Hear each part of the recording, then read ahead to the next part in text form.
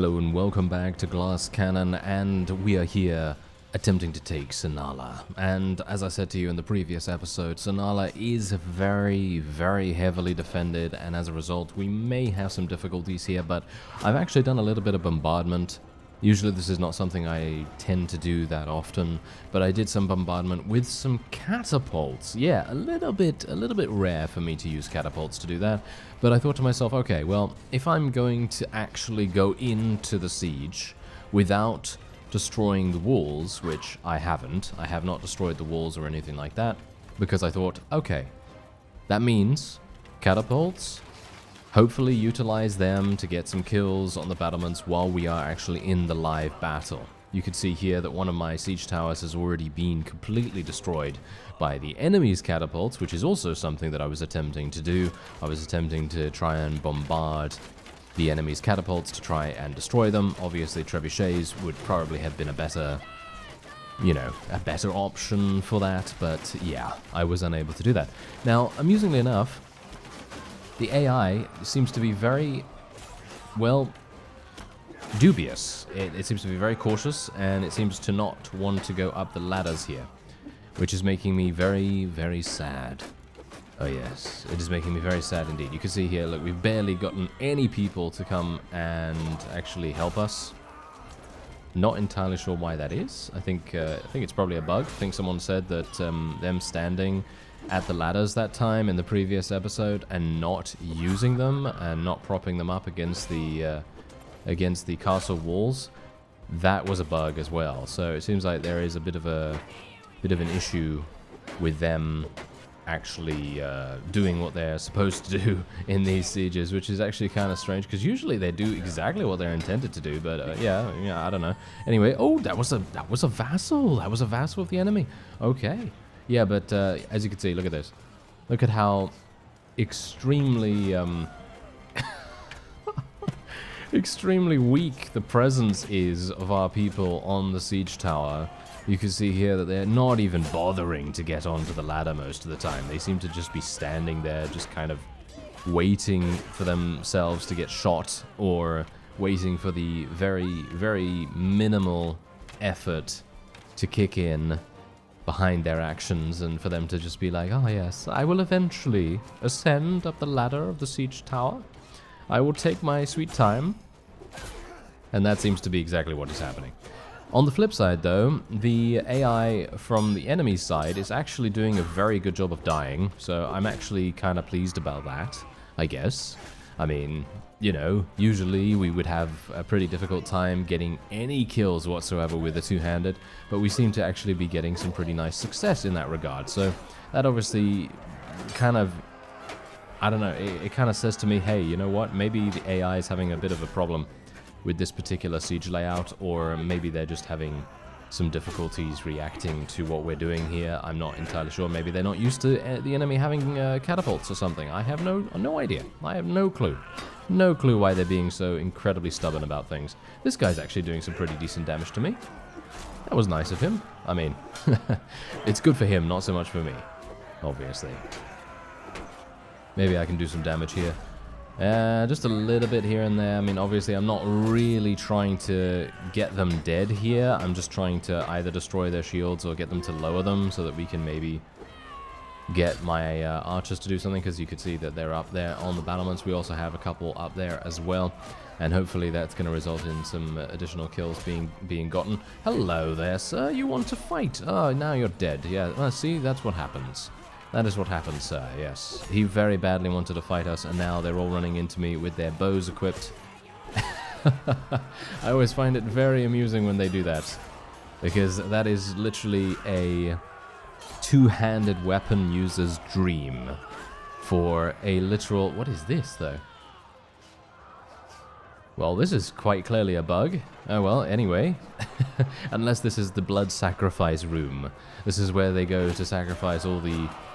I don't know, all the necromantic victims or something, and then they're gonna start raising the dead all of a sudden.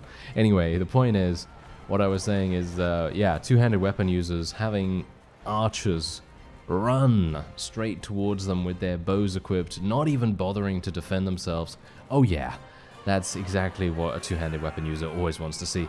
Anyway, there you go. That was a very confusing... Wow, we actually killed her. That was the vassal that I actually eliminated myself, personally.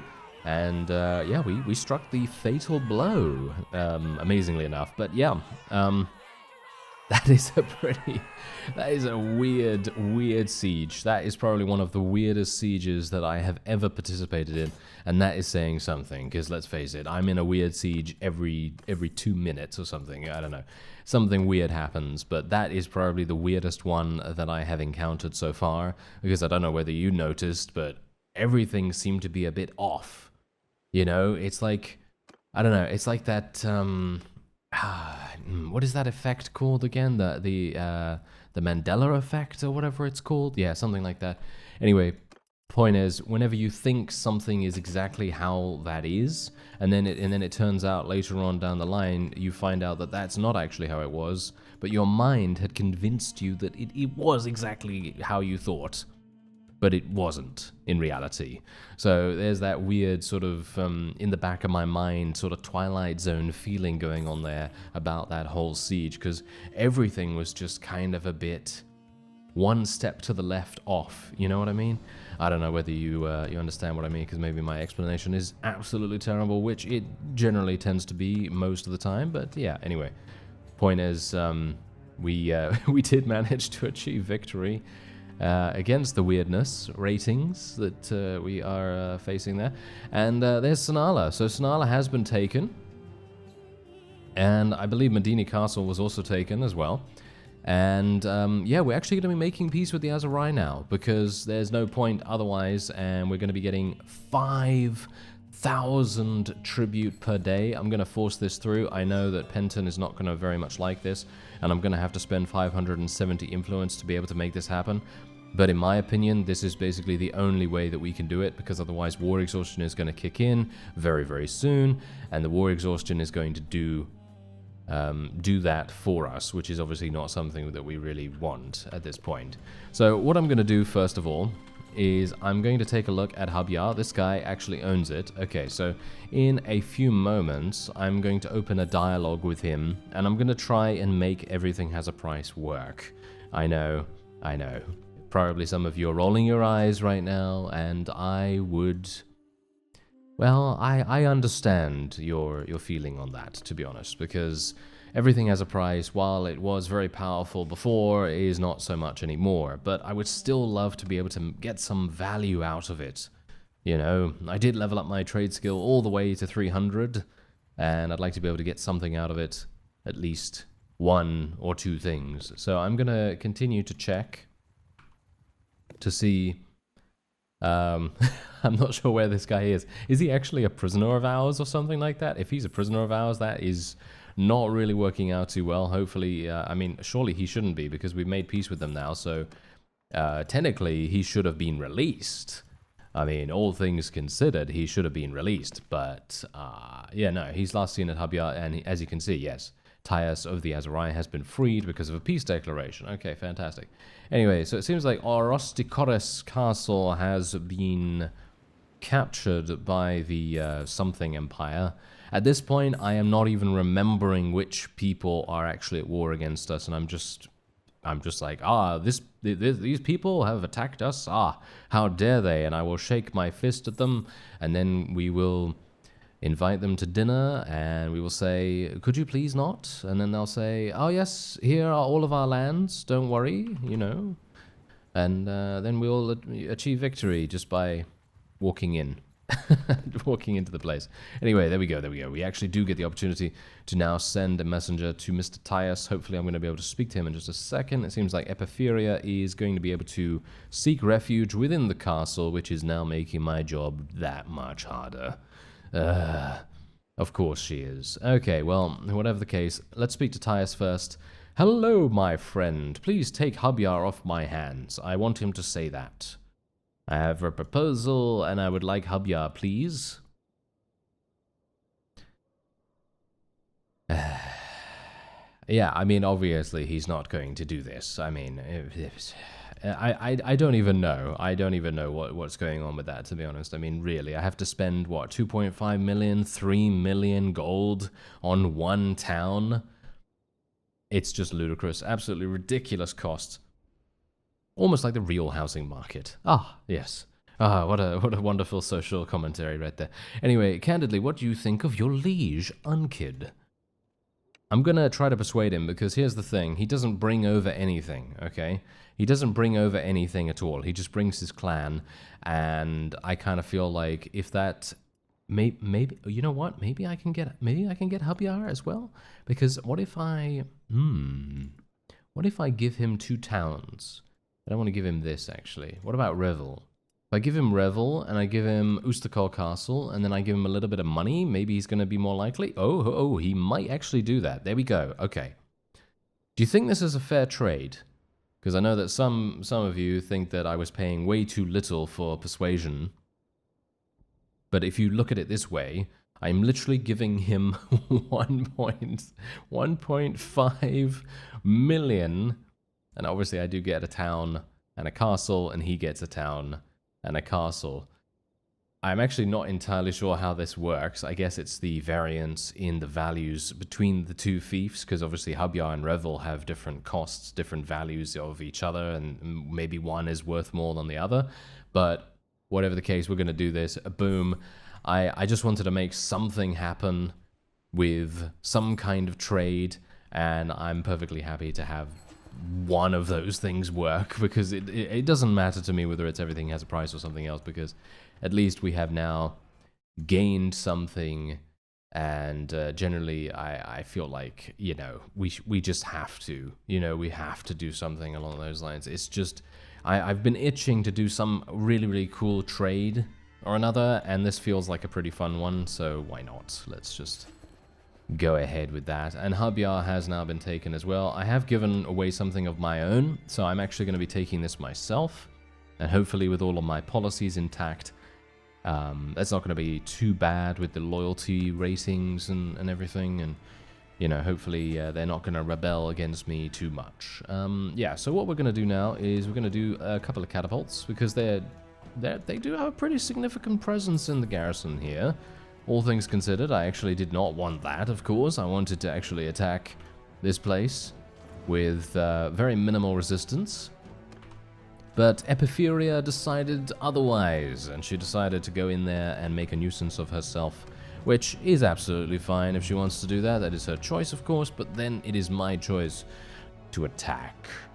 And hopefully my catapults will do some nice damage as well. Anyway, let's do this. Alright, I'm actually wondering, you know what, I'm gonna see how it goes, because in the previous siege, I basically just allowed my forces to do whatever, and then I told them to charge in when the siege tower was in position, and it still didn't make any difference to their trepidation, I suppose you could call it. So hopefully it's going to be a little bit different this time around. Whoa, loads of arrows coming towards us right there, but thankfully I was able to avoid most of them. Although I could have tanked them. I could have tanked them a little bit better than I have been usually able to, because of course now I have that final perk in athletics. As I've said before, personally I feel like it's one of the best that you can get for a more defensive, survivability based character. And that actually brings me to that next point, because we were talking about a turtle based series where we were going to be creating characters and well, mostly creating forces through My Little Warband that were better at survival than they were at offense, because obviously the entire point of this particular series, which obviously, you know, is glass cannon, is obviously to have maximum offense and very little defense. And now here's the thing. The athletics tree, right? The athletics tree has so many HP increasing perks that it kind of makes me kind of just think to myself, well, if it's a true turtle, surely I'm not going to be speccing into athletics at all, right? But then I'm going to be missing out on all of the HP increasing perks. And that kind of, well, I mean, that's counterintuitive, right? It's counterintuitive from from basically being slow but also athletics gives me HP, which increases my toughness. You see? So I'm in a bit of a quandary about that. Obviously, I'm not sure whether that is the theme we're going for. I know a lot of people have said that they might be interested in seeing that, so maybe I will give it a go. But otherwise, I'm wondering whether there's something else that I might be able to come up with in the meantime. So, by all means, let me know. Continue letting me know your suggestions in the comments, because if it's not a turtle series, what else could it be? You know, what else could we do? You know, the possibilities are rather endless. I think someone actually also mentioned something really intriguing. Ooh, nice. We took out one of the enemy vassals. Something else that was quite intriguing to me was, why don't we try capturing a certain amount of territory in a timed effort? In other words, let's try and capture the entirety of, I don't know, the Botanians' territory or Vlandians' territory. It doesn't really matter what territory, but some kind of territory under a certain period of time. For example, let's say that we give ourselves, I don't know, what's a realistic time frame? That's the point. I have no idea. What is realistic?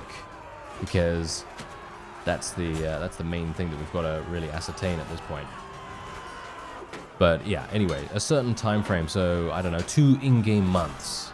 I'm just naming some random time here at this point. But yeah, so let's say that we give ourselves 2 in-game months to be able to capture X and Y territories, and that's it. And if we're able to do that, then obviously the challenge was successful, and if we weren't able to do it, then obviously I failed. So that seems like a pretty interesting and intriguing ability, or not ability, challenge, or requirement, I guess you could call it. Oh, Bear Elite Archer was actually taking fire on me right there. I think that was actually a Bear Elite Archer firing at me as well. This one up here? Yep, that looks like a, yep, that looks like one of mine. That looks like one of mine, yep. So that is what was actually murdering us at the end there. Anyway, it kind of sounds like more of a speedrun to me. And while I'm certainly not a speedrunning person, I have seen a number of speedrunning events in the past. And they've always been pretty interesting, because people are able to do some really, really crazy stuff. But for me specifically, I'm not sure if I'm good enough to do that, you see. I'm not sure if I'm good enough, because a lot of the time, speedrunners, they may know a huge amount about the game, but they might also employ the use of glitches and things like that, and I really don't know any of those. But the point is, are we able to do it in an entertaining fashion? That's the point. Because the main issue, obviously, with creating a series is it fun? Is it fun to play? Is it fun to watch? Is it entertaining in general? I don't know. But I'm going to continue thinking on that, and we'll see what happens. Anyway, I'm going to take all of these people prisoner, as many as I can get my hands on, thank you. And no bear units to recover here, but I am going to be taking all the troops just because I can then place them in the garrison. And we'll take all of the loot as well. There we go. Alright. Not too bad, not too bad. Okay, so let's go over here. I've got to make sure that we're not placing any of my bear units in there. And no, they're all locked still, I believe. Yes, they are all locked, so that is fantastic. And there we have it. Okay, so we have now taken Orostikoros castle again. Yes, again. And they are actually wanting... This is kind of interesting. The war exhaustion has already gone to 100. I'm very surprised about this, because wasn't it just 48 a moment ago? That's really strange. They have literally... Oh, they have 0 castles and 0 towns. How do they have so much... How do they have so much combat strength? They must have some really, really large armies somewhere or another. I'm not entirely sure why, but okay. Yeah, the war exhaustion is starting to kick in now. Are they going to take Gersegos Castle, actually? If they take Gersegos... Ah, they took Gersegos Castle. Okay, I'm going to have to head over there as soon as possible. Yeah, I can't say yes to that at the moment, because I would very much like to take that other fief to try and reduce their chances of getting back on their feet.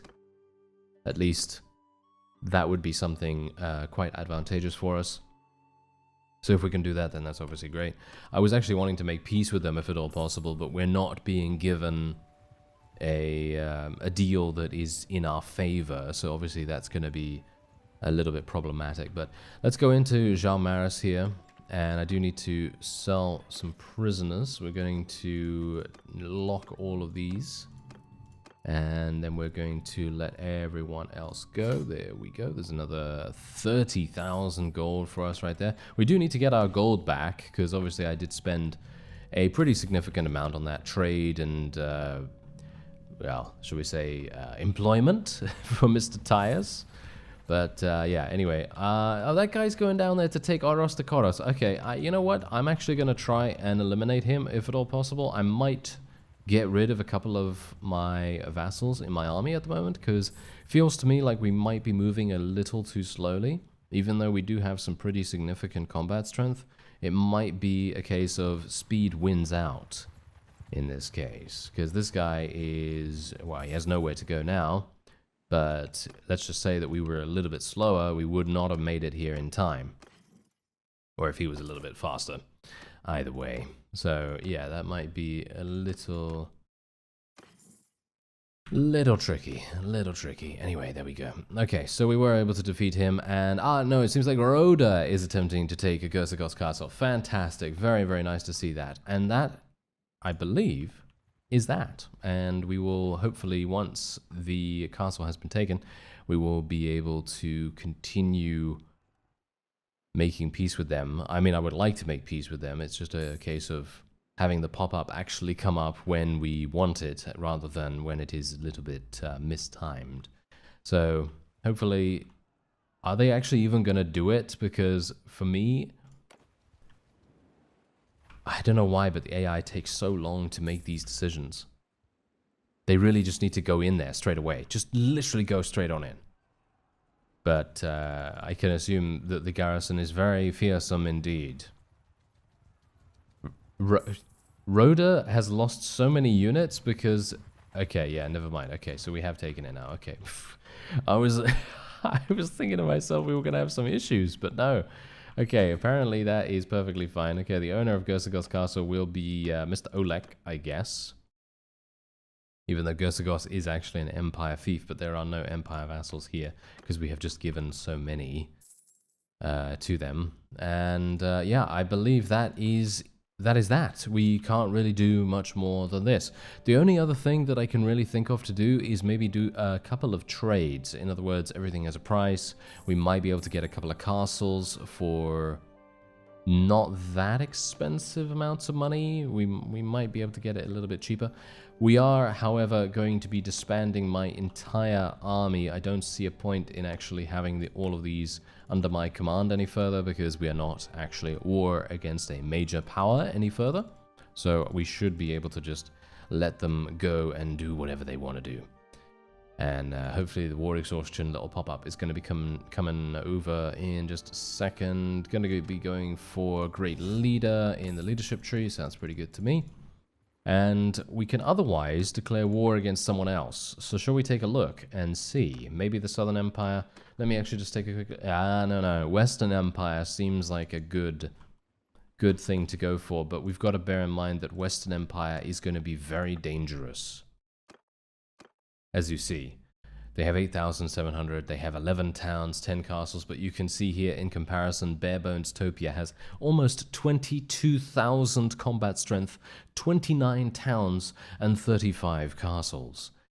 Yeah, we are quite the monstrosity at the moment, and generally, I feel like I don't know if anyone can actually defeat us any further. I don't think it is actually possible. What if I were to go away from the game for a long period of time? We're going to be making peace now.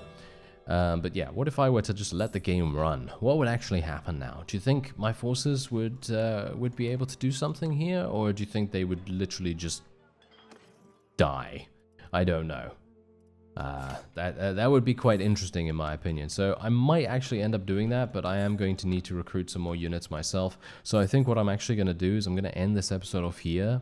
I know it's a little bit shorter than normal. Usually I do like to go for over 30 minutes or around 30 minutes. But yeah, this time around there's basically nothing to do. And if I did want to declare war, then I would be fighting one of our greatest adversaries. And I think that's probably that's probably close to where the series will end. So I'm thinking what we'll do is the next 1 or 2 episodes, we'll launch an attack once I have gained a full army, because at the moment I have lost so many units in our little skirmishes in and around the place that I am very far below my maximum company size. So we're definitely going to need to rectify that.